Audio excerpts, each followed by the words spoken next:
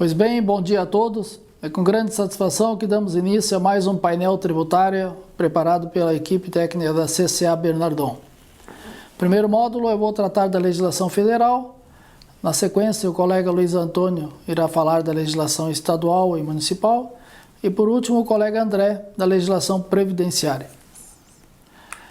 Com relação à legislação federal, o primeiro assunto que a gente traz para apresentar aos senhores diz respeito a essa novela aí da exclusão do ICMS da base de cálculo das contribuições do PIS e da COFINS. Como todos bem sabem, em maio desse ano, o Supremo Tribunal Federal julgou já de forma definitiva a exclusão do ICMS da base de cálculo do PIS e da COFINS, valendo de forma definitiva e sendo essa exclusão o ICMS destacado. Em ato seguinte, no final de julho, através do parecer 10, a Receita Federal do Brasil se manifestou no sentido de que ela concordava com a exclusão do ICMS da base de cálculo das contribuições do PIS e da COFINS, no caso das vendas, mas que, por uma questão de hegemonia, essa exclusão do ICMS deveria ser feita também em relação aos créditos das contribuições do PIS e da COFINS, ou seja, nas compras de mercadorias, matérias-primas, material de embalagem, energia elétrica. Então, todos os créditos de PIS e COFINS deveriam estar precedidos da exclusão do ICMS da base de cálculo, do ICMS na base de cálculo. Pois bem, agora, essa semana no final de setembro, dia 28 de setembro, foi editado o parecer da Procuradoria-Geral da Fazenda Nacional, parecer 14.483, onde a Procuradoria manifesta o seu entendimento relativo à exclusão do ICMS, que contraria o entendimento da Receita. Então, esse parecer, ele conclui da seguinte forma: letra A. Conforme decidido pelo Supremo Tribunal Federal, por ocasião do julgamento do tema número 69, de repercussão geral, o ICMS não compõe a base de cálculo para incidência do PIS e da COFINS. Então, ponto sacramentado. Letra B. O ICMS a ser excluído da base de cálculo das contribuições do PIS e da COFINS é o destacado nas notas fiscais. E letra C. Não é possível, com base apenas no conteúdo do acórdão, proceder ao recálculo dos créditos apurados nas operações de entrada, porque a questão não foi nem poderia ter sido discutida nos autos. Ou seja, com essa letra C, a Procuradoria entende que no recálculo dos créditos, o recálculo lá nos processos, não é possível fazer a exclusão do ICMS das entradas, também nos créditos. Então a Procuradoria se manifestou contrária ao entendimento da Receita Federal com relação ao recálculo dos créditos, certo? Então ela está se manifestando e dizendo, lá os contribuintes que tiveram decisão transitada em julgado, ao fazer o recálculo dos créditos ICMS indecorrentes pagos indevidamente sobre o ICMS, não é necessário excluir o ICMS das bases dos créditos também, porque não foi objeto de discussão essa matéria. Então, diferentemente daquele entendimento da Receita Federal, a Procuradoria diz que não há obrigatoriedade de excluir o ICMS da base de cálculo dos créditos. E é lógico que aqui nós estamos falando dos créditos, do recálculo dos créditos daquelas empresas que tiveram decisão judicial transitada em julgado. E por último, na letra D, a Procuradoria diz que as alterações realizadas na Lei 2.973 de 2014, um decreto que alteraram o Decreto-Lei 1598 acerca da definição da receita bruta, não impacta o resultado do julgamento. Então, o que significa dizer? Existia uma discussão de que a matéria relativa à exclusão do ICMS da base de cálculo das contribuições do PIS e da COFINS, ela tinha um marco até 2014, a entrada em vigor da 12973, que alterou o conceito de receita bruta e que então todos os processos judiciais anteriores àquela data só valeriam até aquela data. A Procuradoria diz que não, que essa decisão é geral e vale até hoje. Então, até a data do trânsito em julgado, independente do período do crédito, se até 2014 ou posterior. E também que os efeitos da exclusão do ICMS da base de cálculo das contribuições do PIS e da COFINS devem se dar após 15 de março, ressalvadas ações judiciais e administrativas protocoladas até 15 de março. Então, o que acontece? Aquelas empresas que têm ações até 15 de março, está garantido o direito. Posterior, deve ser analisado caso a caso, que tem algumas situações que é discutível. E por último, a Procuradoria decide também, manifesta seu entendimento, que para excepcionar a modulação, exige ação judicial ou procedimento administrativo protocolado pelo contribuinte até a data do julgamento do mérito, ou anteriormente e que ainda estivesse em curso, não precluso, bem como que discutisse precisamente a inclusão do ICMS da base de cálculo. Então, com relação aos efeitos da modulação, aqueles débitos inscritos em dívida ativa até 15 de março, as pessoas jurídicas que entraram com ação até 15 de março têm direito de alterar. Se não entraram com processo até 15 de março, entraram posterior, os débitos, uma vez inscritos em dívida ativa, só poderão ser retificados com o período após 15 de março. Essas seriam, então, assim, basicamente, em resumo, esse entendimento da Procuradoria, que, em parte, contraria o entendimento da Receita Federal. Tá ok? Então, é mais um capítulo que está se desenhando em relação a essa matéria, que é bem debatida nos últimos tempos. Agora, um outro ponto que a gente traz, que já foi apresentado na semana passada e que recebemos várias consultas, os contribuintes estavam aí muitos preocupados, é com relação à prorrogação do prazo para adesão à modalidade de transação junto à Procuradoria-Geral da Fazenda Nacional. Então, foi reaberto o prazo, ele ficou prorrogado até 29 de dezembro de 2021. Então, aqueles contribuintes que têm débitos inscritos em dívida ativa da União, e que não tiveram condições de fazer a adesão a um dos programas previstos pela Procuradoria, poderão fazê-lo até 29 de dezembro de 2021. Então, aquelas pessoas jurídicas que têm débitos relativos à dívida do Fundo de Garantia, transação do Fundo Rural, débitos normais, débitos rurais e fundiários, do Simples.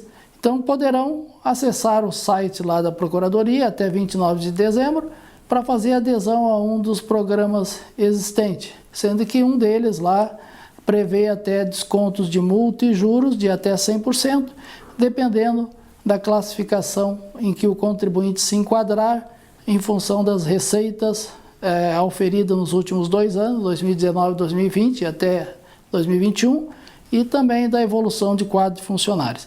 Então, com relação à matéria federal, esse seria o recado que a gente gostaria de ter transmitido para os senhores. Desejamos um bom dia e uma ótima semana para todos. Muito obrigado.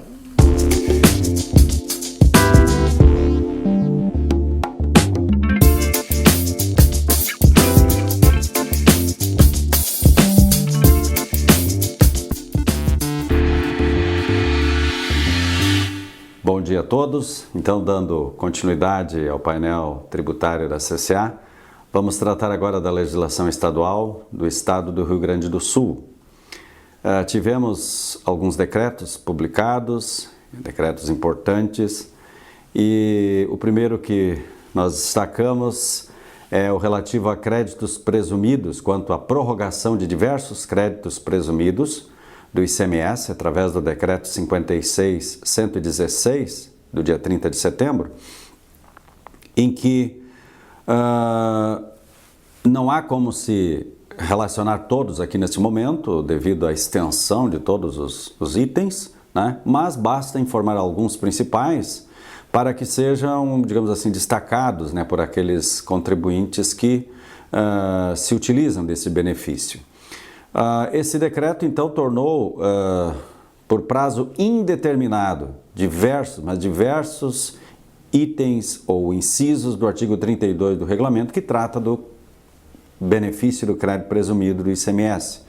Então, aos concedidos para os produtos de informática de fabricação própria, aos industriais nas saídas interestaduais de imóveis de industrialização própria, aos industriais e aos centros de distribuição nas saídas interestaduais de farinha de trigo de produção própria, misturas e pastas de farinha de trigo para preparação de produtos de padaria, também aos industrializadores dos mesmos produtos, porém incluindo aí também produtos de padaria, de biscoitos, doces, salgados e massas alimentícias, e também por tempo indeterminado também o crédito presumido aos fabricantes nas saídas de vinhos de produção própria, saídas internas no estado do Rio Grande do Sul.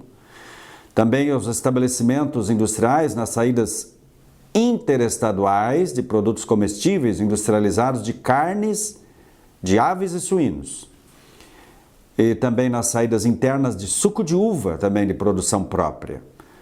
Então, por tempo indeterminado, é importante que se deixe bem claro este fato, né? Porque todos eles estavam com prazo determinado até 31 de dezembro de 2021, então agora fica por prazo indeterminado. Nas saídas de farelo de soja, também, benefício de crédito presumido nas saídas interestaduais, aos abatedores e a centro de distribuição nas saídas internas decorrente de venda de carnes e demais produtos frescos, resfriados, congelados, salgados, salmourados, secos, defumados, resultante do abate de aves. E também aos fabricantes de calçados, né, ou de artefatos de couro também, aos abatedores e aos centros de distribuição nas saídas internas, decorrente de venda de carnes e demais produtos comestíveis, frescos, resfriados, congelados, salgados, salmourados, secos ou defumados, resultante do abate de suínos também. E aos estabelecimentos fabricantes nas saídas interestaduais decorrente de venda de calçados ou de artefatos de couro de produção própria do contribuinte industrial. E aos estabelecimentos fabricantes nas saídas de produtos acabados de informática e automação produzidos de acordo com o processo produtivo básico, o famoso PPB, conforme a legislação federal. Então, estes, benefícios de crédito presumidos, prorrogados por tempo indeterminado. Tem muitos outros que cada contribuinte deve analisar a listagem completa deste decreto 56.116 para que tome conhecimento, então, a respeito da prorrogação por prazo indeterminado do crédito presumido específico para o seu estabelecimento. Depois tivemos a publicação do ato COTEP número 62, ele trata da escrituração fiscal digital, EFD ICMS IPI, quanto à nova versão 3.0.7 do Guia Prático para geração deste informativo fiscal à Receita Estadual e Federal. Então, ele insere, a versão 3.07 do Guia Prático da Escrituração Fiscal Digital. E este Guia Prático, nesta versão, ele tem validade, a partir de 1º de janeiro de 2022. Depois tivemos o Decreto 56.113, no dia 27 de setembro, relativamente à importação com diferimento do ICMS. Então, foi conferido diferimento no pagamento do imposto nas importações de matérias-primas por estabelecimentos industriais fabricantes de produtos têxteis, de couros e de artefatos de borracha ou de material plástico, cuja atividade esteja enquadrada nas divisões 13, 15 ou 22 do CNAE. O CNAE é aquele código de atividade que consta no cartão CNPJ. Então tem as condições para que esse diferimento seja fruído, né? Então o desembaraço aduaneiro tem que ser no estado do Rio Grande do Sul, as mercadorias não possuam similar fabricado no estado do Rio Grande do Sul, a importação seja realizada por intermédio de portos, aeroportos ou ponto de fronteira também no estado do Rio Grande do Sul e sejam utilizados serviços de comissários de despacho aduaneiro também do estado do Rio Grande do Sul. Depois tivemos o decreto 56.114, ele trata então do ICMS e substituição tributária nas atividades de e-commerce, né? Nós temos e-commerce, né, no estado do Rio Grande do Sul, agora com benefício de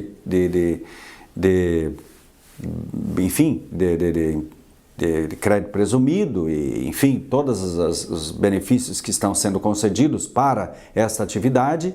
Grandes empresas estão se estabelecendo no estado do Rio Grande do Sul e tem agora, então, o decreto 56.114, que prevê a possibilidade de atribuição de responsabilidade por substituição tributária nas operações internas a contribuinte enquadrado na modalidade geral que opere como centro de distribuição, que realize vendas exclusivamente na modalidade de comércio eletrônico ou televendas, mediante termo de acordo. Então, é importante que esses contribuintes tomem conhecimento a respeito deste decreto. O decreto 56.114 também tem um outro assunto que é vinculado ao ajuste do ICMS e substituição tributária quanto ao valor a restituir e possibilidade de transferência. Então, ele estabelece a possibilidade do valor a restituir decorrente do ajuste da substituição tributária sendo transferido ao estabelecimento do mesmo contribuinte localizado no estado do Rio Grande do Sul e podendo ser, então, compensado com saldo devedor do imposto de responsabilidade por substituição tributária. Depois o 56.117, mais um decreto, tratando de créditos presumidos do ICMS, novamente, publicado também no dia 30 de setembro. Então, ele tem vigência a partir de 1º de janeiro de 2022 e estabelece condições para a fruição de determinados créditos presumidos. Não são todos, mas condições que foram inseridas lá no capítulo, né, ou artigo do crédito presumido, tá? Parágrafos 1º e 2º. Esses créditos presumidos, então, foram identificados pelos respectivos incisos do artigo 32, sendo classificados como créditos presumidos contratuais. Então, uma série de incisos estão vinculados a este título. Depois, outros incisos, como créditos presumidos de fomento. Outros incisos de créditos presumidos operacionais. Depois, os compensatórios. Depois, os livres. E estes livres foram divididos em subcategorias quanto à dependência interestadual. Ou seja, aquilo que realmente vai ter influência nas operações interestaduais. Os créditos presumidos enquadrados como de baixa dependência interestadual em cada período de apuração, eles vão ter um valor limitado ao montante do resultado, né, da multiplicação do valor apurado, né, de acordo com os incisos do artigo 32 do regulamento quanto ao fator de ajuste de fruição, o FAF. Então teremos aí uma condição para que estes créditos presumidos sejam apurados, né, e limitados de acordo com este fator de ajuste de fruição. Isto deverá surtir ainda efeito em orientações normativas, né? E como ele entra em vigor dia 1º de janeiro de 2022, o Estado ainda tem tempo aí para disciplinar essas novas regras, né, de limites para a fruição dos créditos presumidos. Então, passamos agora para as orientações normativas. Tivemos a Instrução Normativa 75, tratando do Repetro SPED, quanto aos optantes, então ele faz alguns ajustes, né? Modifica a tabela, inclui contribuinte no rol de optantes. Então, é importante que quem tem este benefício, então, atente para a Instrução Normativa 75. Já a Instrução Normativa 76 publicou o valor da UIF, que é a Unidade de Incentivo do Fundopem no estado do Rio Grande do Sul, para o mês de outubro. Essa ficou no valor de R$ 29,62. Então, as indústrias que possuem o benefício do Fundopem, integrar RS, então, tem que observar em outubro este novo valor da UIF.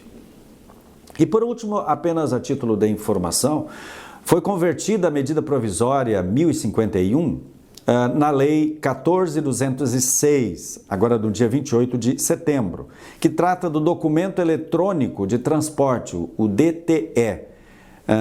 Esta instrução normativa instituiu, então, né, e agora a Lei 14.206 veio a ratificar, ou seja, tornar definitiva, né, a determinação da medida provisória quanto à instituição desse documento, que ele é exclusivamente digital, né, de geração e emissão prévias obrigatórias à execução das operações de transporte e carga no território nacional, para fim de controle federal. Então nós teremos um documento que vai reunir uma série de informações sobre questões vinculadas até mesmo à remuneração dos autônomos, enfim, fiscalização, né, das cargas, enfim, uma série de obrigações que estarão todas vinculadas, né, neste documento para facilitação à fiscalização.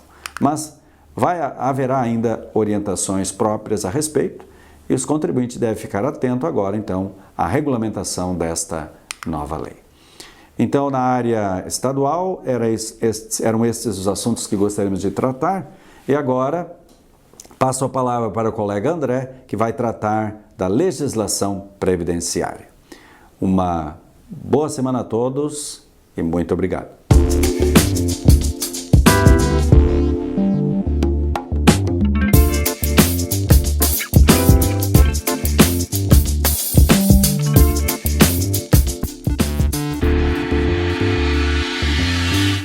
Bom dia a todos, então vou dar continuidade ao nosso painel tributário dessa semana.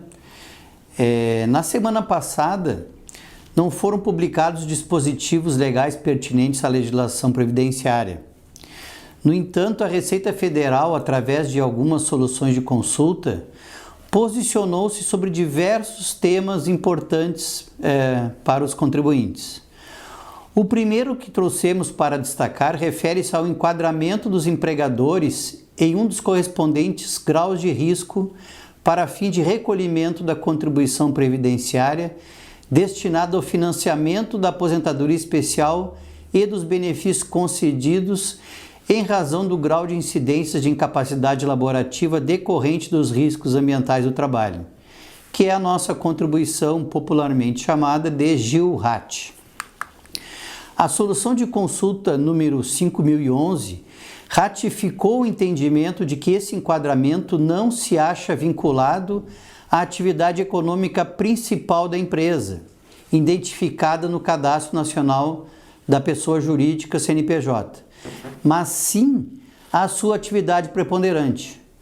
Para tanto, considera-se atividade preponderante aquela efetivamente desempenhada em cada estabelecimento da empresa, pelo maior número de segurados, empregados e trabalhadores avulsos. Assim, em cada um dos estabelecimentos da empresa, seja ela matriz ou filial, deverá identificar-se a atividade que ocupa a maior quantidade de trabalhadores e não necessariamente será a atividade que representa a maior parcela de faturamento, né? Não necessariamente precisa ser. O que importa para efeito de contribuição ao GIL-RAT é a atividade que ocupa o maior número de trabalhadores. Essa vai ser a atividade que determinará o percentual do RAT daquele estabelecimento. Aproveito para lembrar a lembrar que há poucos dias foi disponibilizado o fator acidentário de prevenção, que é o FAP, para o ano de 2022. Como vocês sabem, o FAP é um fator que pode reduzir ou aumentar a contribuição para o custeio do RAT, porque ele é um fator de multiplicação aplicado sobre o percentual do RAT, que é 1, 2 ou 3%. Portanto, não deixem de realizar a consulta do FAP no portal da Previdência Social ou no portal da Receita Federal do Brasil. Em outra solução de consulta, a Receita Federal posicionou-se em relação à restituição e à compensação das contribuições previdenciárias pagas pelo empregador e incidentes sobre o salário maternidade.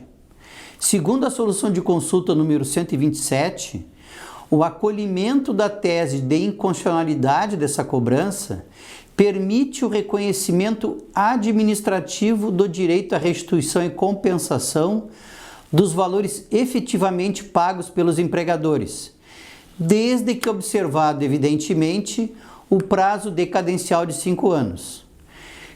Ressalta-se, porém, que essa declaração de inconstitucionalidade não abrange a contribuição devida pela trabalhadora.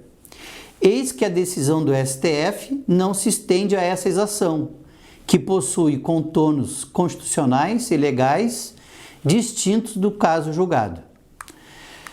Outra solução de consulta publicada pela Receita Federal do Brasil na semana passada teve por objeto um tema bastante interessante. Trata-se do imposto de renda incidente na fonte sobre o pagamento da participação dos trabalhadores nos lucros e resultados quando realizado através de ações. Então, ao invés da empresa pagar em dinheiro, né, depósito em conta, seja como for, ela transfere ações para esses colaboradores por conta do pagamento do PLR. Conforme a solução de consulta número 171, na hipótese de pagamentos através de ações, a quantidade de ações será convertida em reais pela cotação na data do pagamento do PLR, constituindo-se o resultado em rendimentos sujeitos à tributação do imposto de renda na modalidade de tributação exclusiva na fonte. Por fim, trouxemos a solução de consulta número 157, que externou o posicionamento da Receita Federal do Brasil acerca das importâncias pagas pela pessoa jurídica a membros do seu Conselho Deliberativo, a título de ajuda de custo para o custeio de deslocamentos.